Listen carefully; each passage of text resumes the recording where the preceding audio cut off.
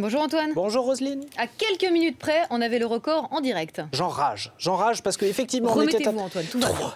À 3606 points, effectivement, on est allé taper un nouveau record annuel. On est un petit peu en dessous, 3601 points, mais globalement, voilà, on est sur nos sommets de l'année. On a amélioré le record de quelques points. On voit que le niveau commence à devenir problématique et que le marché hésite un petit peu désormais à sauter le pas. Il faudrait que les marchés américains soient un petit peu plus décidés à grimper. Il faudrait qu'il y ait un petit peu plus de volume d'échange parce qu'on se répète depuis quelques mois, mais effectivement, il n'y a pas grand monde sur les marchés.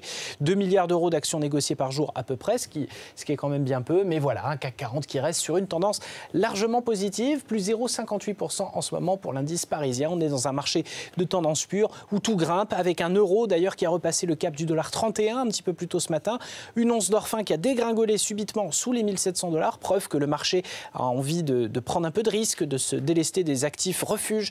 Et voilà, ça nous donne des marchés qui sont dans une excellente configuration, encore une fois. Alors un coup d'œil sur les valeurs qui profitent de tout cela. Alors pour des raisons de tendance, pour des raisons fondamentales aussi, on a Carrefour qui gagne 1,8% à 19,19 € après les résultats meilleurs qu'attendus du britannique Tesco un petit peu plus tôt ce matin.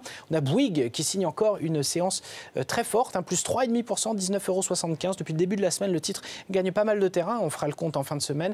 Et puis le secteur bancaire, principal artisan de cette tendance positive, encore une fois, avec une hausse d'1,7% pour BNP Paribas. Le Crédit Agricole qui gagne pas loin de 2%. Ça s'est un petit peu débloqué d'ailleurs depuis qu'on a repassé la barre des 6 € sur le Crédit Agricole. Un coup d'œil sur les titres à la baisse. Bon, pas grand-chose quand même à signaler. PPR en repli de 0,1%, moins 0,3% pour GDF, Suez, Pernod Ricard qui perd 0,3%. Et puis toujours dans cette logique de reprise de risque sur le marché, on se déleste un petit peu des actifs refuges comme l'immobilier. Et Unibail perd 0,8% à 177,70 €. Mais enfin, on reste quand même sur des niveaux records pour l'année 2012. On va peut-être pouvoir améliorer ce record. Et le CAC 40 reste dans le vert pour l'instant, plus 0,59%, 3602 points. Donc le nouveau record à battre, signé il y a quelques minutes, 3606. Prochain point sur la bourse sur BFM TV dans une heure. À tout à l'heure.